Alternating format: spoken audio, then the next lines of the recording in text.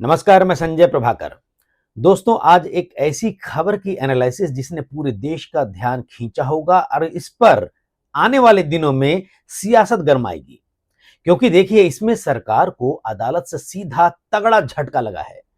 मामला है पश्चिम बंगाल के बीरभूम जिले के दो परिवारों का, जिन्हें दिल्ली से पकड़ा गया और बांग्लादेश भेज दिया गया। सरकार का कहना था कि ये लोग अवैध बांग्लादेशी हैं, लेकिन कलकत्ता हाईकोर्ट ने सरकार की इस कार्रवाई को पूरी तरह गलत साबित कर दिया है, गलत बता दिया है और साफ आदेश दिया है अपने फैसले में कि इन परिवारों को 4 हफ्ते के भीतर भीतर भारत वापस लाया जाए बांग्लादेश से। यही नहीं, केंद्र ने जब इस आदेश पर रोक लगाने की मांग की, अपील की, तो कलकत्ता हाईकोर्ट ने वह भी खारिज कर दी। यानी अब सरकार को हर हाल में इन परिवारों को वापस लाना पड़ेगा बांग्लादेश से। कोर्ट ने कहा कि डिपोर्टेशन हॉट हेस्ट है, हॉट हेस्ट में हुआ, यानी जल्दबाजी में बिना पूरी तरह से कानूनी प्रक्रिया अपनाए कर दिया गया डिपोर्टेशन, और यही इस केस की सबसे बड़ी खामी है। देखिए, मामला बड़ा गंभीर है। आगे बढ़ने से पहले आपसे गुजारिश है कि अगर आपने अभी तक मेरे इस चैनल को सब्सक्राइब नहीं किया है तो तुरंत कर लीजिए, और वीडियो देखने के बाद इस एनालिसिस पर आप अपनी राय कमेंट बॉक्स में जरूर डालिए, क्योंकि आपकी राय से खबरों की दुनिया में क्रांति आ सकती है और देश के शासन प्रशासन में बदलाव भी हो सकता है, देखा जा सकता है। तो देखिए, अब आगे की बात करते हैं। जरूर इस मामले में पीड़ित परिवारों की कहानी समझिए। बीरभूम के तोरा गांव की सोनाली बीबी, उनके पति दानिश शेख और 8 साल का उनका बेटा, इस परिवार के अलावा एक और परिवार जिसमें स्वीटी बीबी और उनके 2 नाबालिग बेटे हैं। खबरों में जो बातें मैंने पढ़ी हैं उसके मुताबिक ये मजदूरी के लिए दिल्ली में रह रहे थे। इस साल जून में दिल्ली पुलिस को इनकी हिरासत में ले लिया। दिल्ली पुलिस ने इनको हिरासत में ले लिया। इन्हें KN काटजू मार्ग पुलिस स्टेशन में रखा और बांग्लादेश की सीमा पार भेज दिया। सोनाली बीबी उस समय 8 महीने की प्रेग्नेंट बताई जा रही है उस समय, और इस परिवार ने कहा कि हमारे पास तो भारतीय नागरिकता के सारे सबूत हैं, सबूत पेश किए, ऐसा उनका दावा था। सबूत है, लेकिन सरकार ने इन दस्तावेजों की परवाह किए बिना इनको डिपोर्ट कर दिया, ऐसे आरोप लगे। मामला कोर्ट में गया। देखिए, इसके बाद रिश्तेदारों ने कलकत्ता हाईकोर्ट में बंदी प्रत्यक्षीकरण यानी कि हेबियस कॉर्पस, यानी कि बॉडी पेश करो, जिंदा लो, सामने खड़ा करो लाकर कोर्ट के सामने, तो याचिका दाखिल की।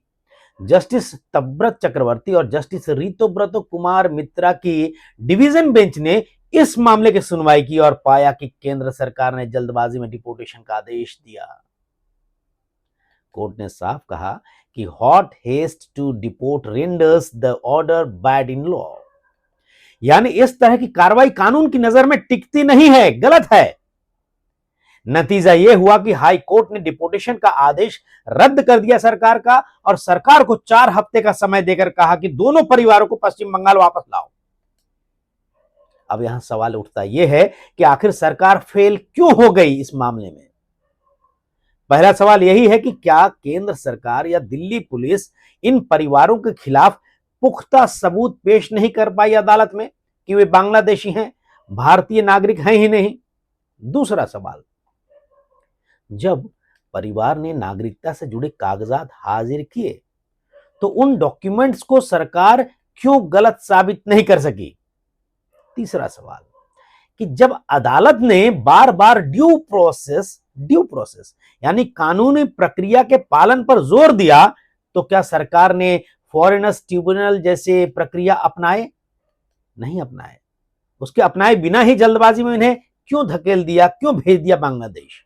और चौथा बहुत बड़ा सवाल यह पैदा सामने होता है कि क्या सिर्फ शक की बुनियाद पर नागरिकों को बांग्लादेशी ठहराकर बाहर कर देना लोकतंत्र और संविधान के साथ न्याय है? सवाल है। देखिए, इस पूरे मामले ने राजनीतिक रंग भी ले लिया है। तृणमूल कांग्रेस के सांसद समीर उल इस्लाम ने सोशल मीडिया पर पोस्ट लिखकर कहा कि सत्यमेव जयते, सत्य की जीत होती है। आज कलकत्ता उच्च न्यायालय ने भाजपा के ढोंग की धज्जियां उड़ा दी।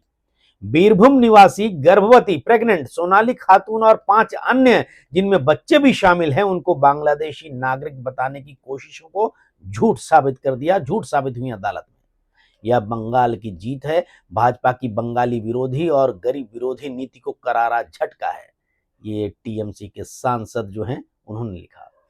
यानी विपक्ष ने इसे सरकार के खिलाफ बहुत बड़ा हथियार बना लिया है। अभी तो देखिए ये फैसला ही आया है, अब पूरे पश्चिम बंगाल में ये रंग पकड़ेगा, जोर से पकड़ सकता है और पूरे देश में भी हो सकता है।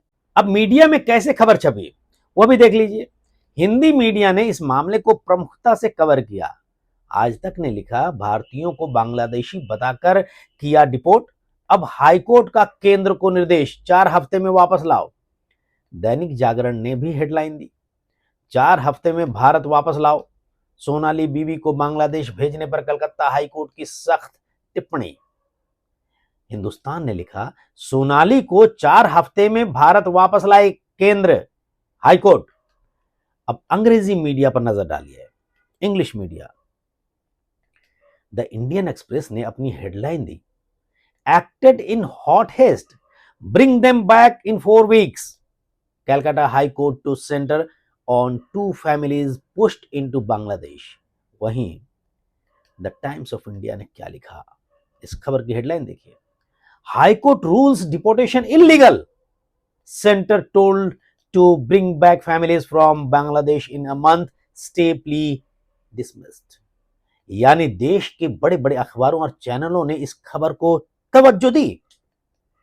अब जरा सोचिए, अदालत का यह फैसला सिर्फ इन 2 परिवारों तक सीमित नहीं है, बल्कि पूरे प्रशासन के लिए एक सबक है।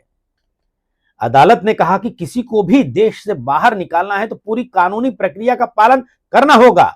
सबूत लाओ, फॉरेनर्स ट्रिब्यूनल में पेश करो, फिर आदेश पारित हो। सिर्फ पुलिस के शक के आधार पर या जल्दबाजी में उठाए गए कदम जो हैं, अदालत में टिकते नहीं हैं। यही वजह है कि सरकार को अब आदेश दिया गया है कि 4 हफ्तों के भीतर भीतर सुरक्षित तरीके से इन परिवारों को भारत लाना ही होगा। कलकत्ता हाईकोर्ट का ये ऑर्डर है। कई खबरें आ चुकी हैं इससे पहले कि भारत में अवैध बांग्लादेशियों की संख्या 1.25 करोड़ से 2 करोड़ तक है। सरकार कई बार अलग अलग राज्यों में ऐसे लोगों को पकड़कर डिपोर्ट भी करती है बांग्लादेश। ये भी खबरें आप पढ़ते होंगे। हाल ही में कुछ राज्यों में ऐसे अभियान चलने की खबरें भी आई। ह्यूमन राइट्स से जुड़े ऑर्गेनाइजेशंस की रिपोर्ट्स भी खबरों में आई कि कई राज्यों में बड़ी संख्या में लोगों को बांग्लादेशी कहकर डिपोर्ट किया गया और उसमें भी ड्यू प्रोसेस यानी कि कानूनी प्रक्रिया नहीं अपनाई गई, इसकी कमी पाई गई। यानी अवैध प्रवासन जो है, अवैध डिपोर्टेशन का मसला गंभीर है और भारत को इससे निपटना ही होगा। देखिए, असली अवैध प्रवासियों को पकड़ना चाहिए, इसमें कोई विरोध नहीं है। अपने ही नागरिकों को नहीं करना चाहिए भाई कि भारतीय हो और उनको भेज दिए। इसके लिए सबूत पेश करना होगा कि वो बांग्लादेशी हैं या फिर म्यांमार के हैं।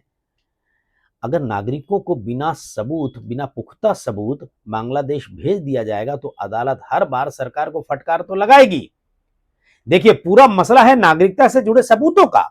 सबूत पेश किए जाएं तो उसकी जांच की जानी चाहिए जमीनी लेवल पर।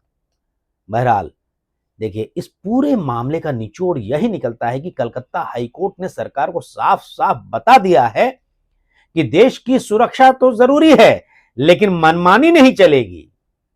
सख्ती दिखाई जानी चाहिए, सख्ती, लेकिन सबूत और कानूनी प्रक्रिया के साथ। अगर जल्दबाजी में कदम उठाए जाएंगे तो अदालत का तमाचा हर बार गूंजेगा। अदालत ने सरकार से कहा है कि 4 हफ्ते में इन परिवारों को वापस लाओ और जिम्मेदारी तय की है कि केंद्र ही इस गलती को सुधारे।